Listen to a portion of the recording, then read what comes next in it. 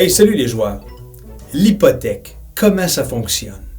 La plupart des gens savent que s'ils veulent acheter une maison, ils vont devoir emprunter pour acheter cette maison-là.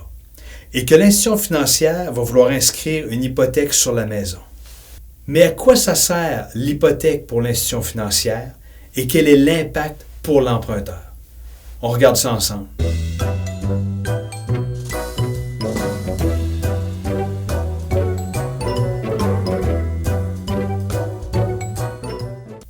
Il faut que je commence par vous expliquer quelques notions de base.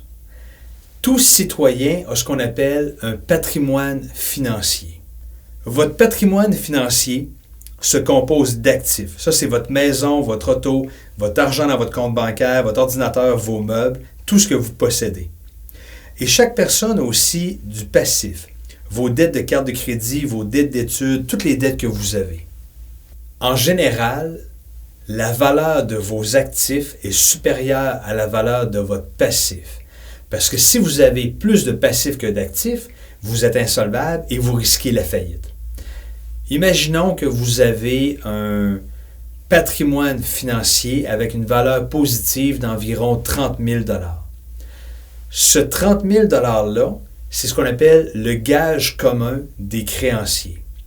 Qu'est-ce que ça veut dire? Ça veut dire que tous les créanciers que vous avez, envers qui vous avez des dettes et qu'ils ne sont pas payés, ces créanciers-là peuvent vous traîner en cours, obtenir un jugement, saisir vos biens et les faire vendre en justice, et l'argent qui va être récupéré lors de la vente va servir à payer le créancier qui a fait la saisie. Donc, votre 30 000 $ dans votre patrimoine financier positif, c'est le gage commun de tous vos créanciers. Tous vos créanciers qui sont impayés peuvent vous traîner en cours et aller saisir vos biens. Maintenant, revenons à l'hypothèque. Imaginons que l'institution financière vous prêterait 200 000 $ pour acheter une résidence et qu'il n'y avait pas d'hypothèque. Ça n'existait pas. À ce moment-là, vous venez de rentrer dans vos actifs un bien qui vaut 200 000 $. Vous avez aussi comme passif un 200 000 $ envers l'institution financière qui vous a prêté de l'argent.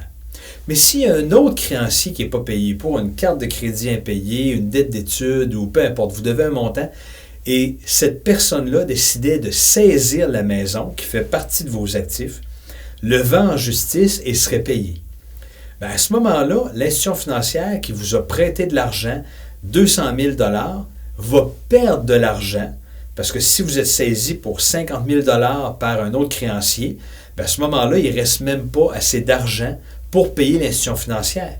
Ce qui fait en sorte que l'institution financière ne vous prêterait jamais d'argent parce qu'il serait toujours perdant si un autre créancier saisissait vos biens qui inclut la résidence. Alors, l'hypothèque vient créer une exception au principe à l'effet que vos biens, vos actifs, c'est le gage commun de tous vos créanciers.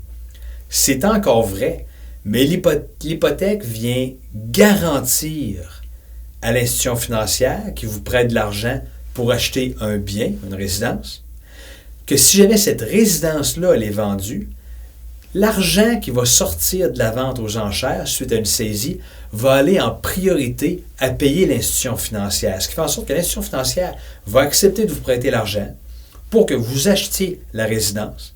Parce que si jamais vous ne payez pas vos autres créanciers et qu'ils saisissent la maison et la vente, l'institution financière va quand même être payée avant le créancier. Donc, c'est une espèce d'exception qui vient garantir que l'institution financière va être payée. C'est la raison pour laquelle les institutions financières acceptent de prêter de l'argent aux gens pour qu'ils achètent leur résidence ou un automobile, par exemple.